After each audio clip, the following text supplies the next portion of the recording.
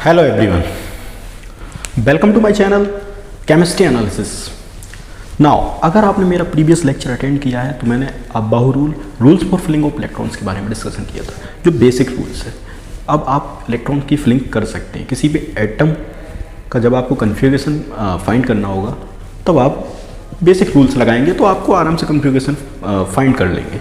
चलिए आज हम नेक्स्ट टॉपिक, और बहुत इंपॉर्टेंट, क्योंकि अब नीट एक ब्रॉड लेवल पे हो गया है, इसलिए अब कट ऑफ भी बहुत हाई जाने लगा है।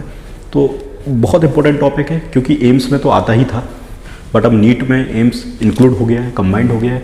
दैट्स वाई ये टॉपिक बहुत इंपॉर्टेंट हो जाता है। नाउ हम बात करने वाले हैं, सबसे पहले मैं आपको ऑर्बिटल बताऊंगा, इसके बाद नोड के बारे में बात करेंगे, क्योंकि इस टॉपिक से क्वेश्चन आने की प्रोबेबिलिटी हाई है इस समय। चलिए सबसे पहले orbital.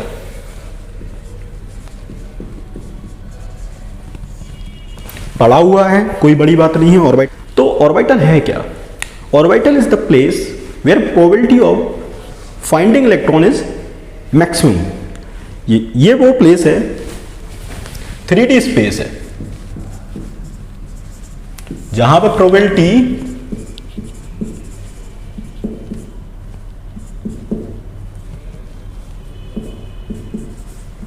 Of electron is equal to max. अगर आपको इलेक्ट्रॉन को फाइंड करना है तो आप कहाँ जाएंगे? ऑर्बिटल पे, क्योंकि वहाँ प्रोबेबिलिटी क्या है? हाई है। मैक्सिमम अगर परसेंट में बात करें 95% चांस है कि आपको इलेक्ट्रॉन यहाँ मिलेगा, यानी 3D region where probability of finding electron is max. लेकिन आज हम बात करने वाले इंपॉर्टेंट टॉपिक, बहुत इंपॉर्टेंट टॉपिक, नोड के बारे में। What is node?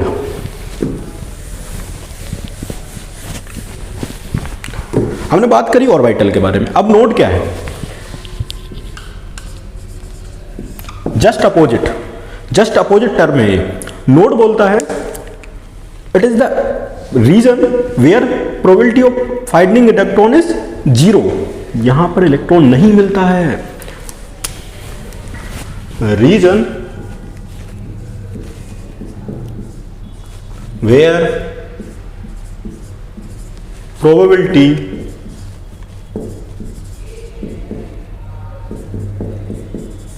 of finding electron is 0। Region where electron की फाइंडिंग प्रोबेबिलिटी क्या हो? 0। यहां पर इलेक्ट्रॉन नहीं मिलेगा।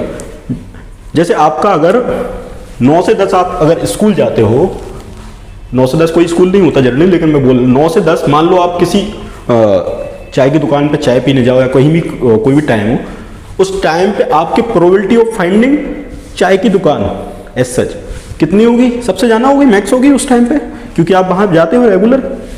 ऐसा इलेक्ट्रॉन में है। Note the space region where probability of finding electron is 0। चलिए हम बात करते हैं नोड के टाइप्स के बारे में।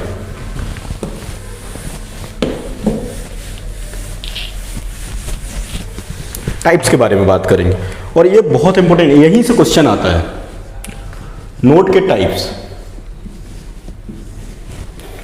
सबसे इंपॉर्टेंट एक होता है रेडियल नोड, और एक होता है एंगुलर नोड।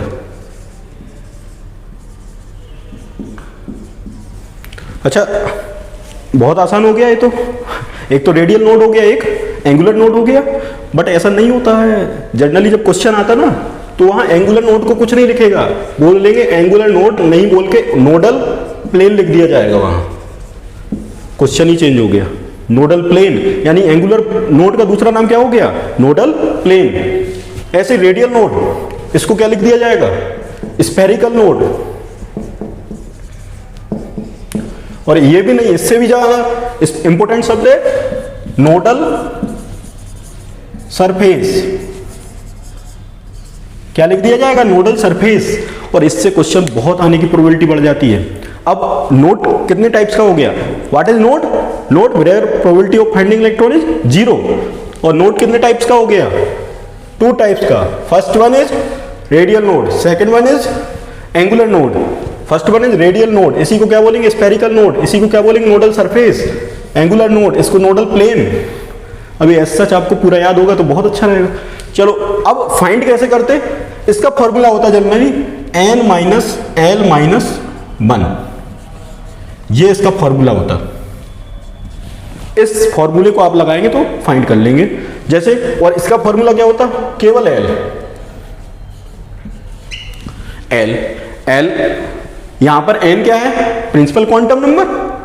क्वांटम नंबर्स का लेक्चर अगर आपने देखा तो क्वांटम नंबर से, ये l क्या है, azimuthal quantum number.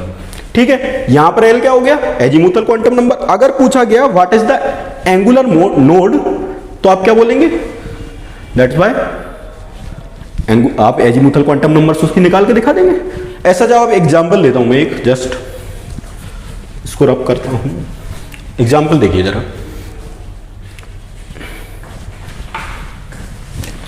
Three S 4p 3d,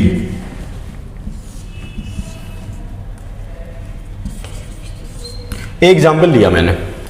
ठीक है, अब आपको इसमें पूछा गया क्वेश्चन में कि subshell 3s 4p and 3d के लिए what is the nodal plane, nodal plane की वैल्यू पूछेंगे एंड नोडल सरफेस। तो आप क्या करेंगे, क्वेश्चन को बहुत आराम से, सबसे पहले तो अगर क्वेश्चन में नोड पूछा गया, कभी भी नोड पूछा गया क्वेश्चन में, तो नोड की वैल्यू अब कितनी आएगी, total n minus l minus 1 plus l is equal to n minus 1, यानी नोड को also term as total node. अगर नोड भी पूछा गया है तो आप क्या करेंगे, टोटल नोड की वैल्यू यानी n माइनस 1 की वैल्यू आप पुट कर देंगे। जस्ट इसमें देखो नोड की वैल्यू कितनी होगी, 3 माइनस 1, बिकॉज n की वैल्यू ये हो गई, और s के लिए l की वैल्यू मैंने बहुत कहा था, इसको बढ़िया से याद कर लो। l की value s p d f इसके लिए फिक्स होती है, 0 1 2 3, this value are fix. l की वैल्यू एजीमुथल क्वांटम नंबर की s p d f के लिए क्या है, 0 1 2 3। नाउ नोड आ गया 3 माइनस 1 इज इक्वल टू 2, नोड की वैल्यू 4 माइनस 1 इज इक्वल टू 3, 3 माइनस 2 3 माइनस 1 इज इक्वल टू 2, ये आ गई वैल्यू, तो आपकी नोड की वैल्यू आ गई। अब इसके लिए अगर पूछा गया नोडल सरफेस रेडियल नोड, या मान लो रेडियल नोड पूछा गया आपसे, तो आप क्या करोगे, n की वैल्यू 3, l की वैल्यू s के लिए 0 माइनस 1 इज इक्वल टू 2, ऐसे इसमें 4 माइनस p की वैल्यू कितनी हो जाएगी, 1 माइनस 1 इज इक्वल टू 2, ऐसे इसके लिए 3d के लिए 3 minus 2 minus 1 is equal to 0, because d के लिए l की वैल्यू कितनी होगी 2, तो रेडियल नोड निकल आएगा इसके लिए। लेकिन अगर आपको एंगुलर नोड निकालना हो, आजकल का एंगुलर नोड से टर्म नहीं आएगा, क्वेश्चन आएगा नोडल प्लेन निकाल के दिखाओ। नोडल प्लेन निकालेंगे तो नोडल प्लेन क्या है, l की वैल्यू बस इसमें 0 होगा, यानी s ऑर्बिटल में अगर नोडल प्लेन पूछा गया तो क्या है 0, और इसमें कितना होगा, l की वैल्यू रख दो एज सच, p के लिए 1 और d के लिए 2। इस बात को समझ सकते हैं, जैसे p के लिए मैंने बोला 1 नोडल प्लेन, जरा समझो इसको जरा, जस्ट मैं इसको रफ करता हूं, इसको आप एक देखो, ठीक है। चलो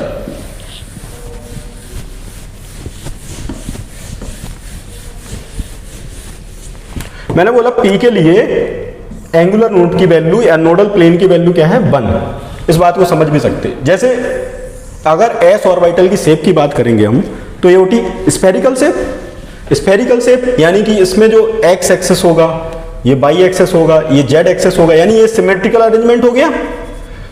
और यहां क्या आई थी, एंगुलर नोड की वैल्यू 0, एंगुलर नोड यानी नोडल प्लेन, प्लेन की वैल्यू कितनी है 0, कोई प्लेन ही नहीं होगा, ये सिमेट्रिकल अरेंजमेंट हो गया, दैट्स व्हाई तो यहां पर क्या आएगी value 0।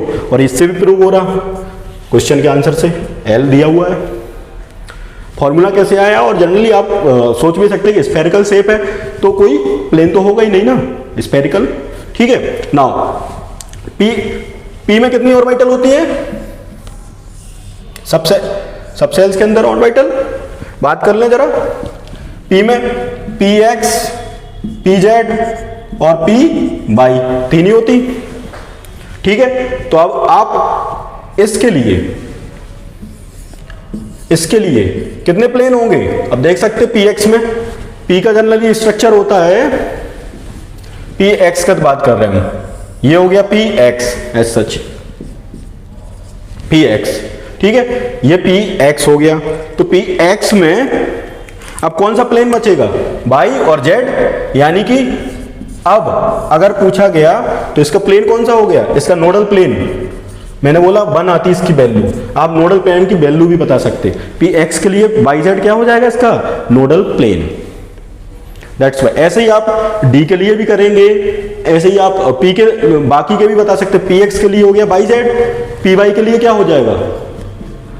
Z x, P Z के लिए क्या होगा? X Y. इस टाइप से आप सारे प्लेन्स बता सकते। डी के लिए भी ऐसे बता सकते हैं आप किसी के लिए। और 2 प्लेन होते हैं डी में भी देख सकते हैं आप। डी का निकाल के देख लो जरा।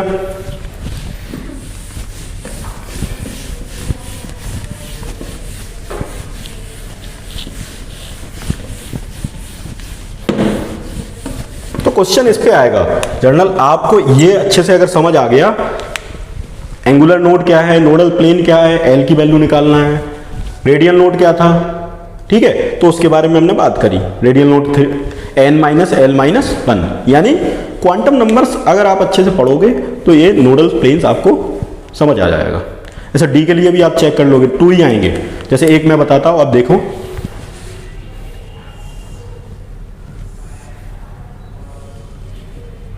डी हो गया डी एक्स बाई, डी में कितने होते हैं?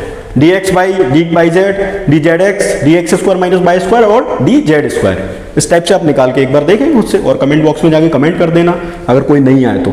ठीक है, तो D x by, x coordinate हो गया और ये बाई कोऑर्डिनेट हो गया, ये एक्स और बाई। अब इसका नोडल प्लेन कहां होगा? नोडल प्लेन यहां होगा इन दोनों के बीच में, यानी एक्स बाई एक्स, एक तो जेड होगा और एक बाई जेड होगा। जहां पे इलेक्ट्रॉन की पाए जाने की प्रोबेबिलिटी क्या होगी? 0। यही है नोडल प्लेन। नोड ही है, नोड का मतलब where probability of electron finding electron is 0। तो इस टाइप से आप सारे क्वेश्चंस कर सकते हैं। और नोड बहुत इंपॉर्टेंट टॉपिक भी है और ये एक हिसाब से चैप्टर्स भी है पूरा। चलिए।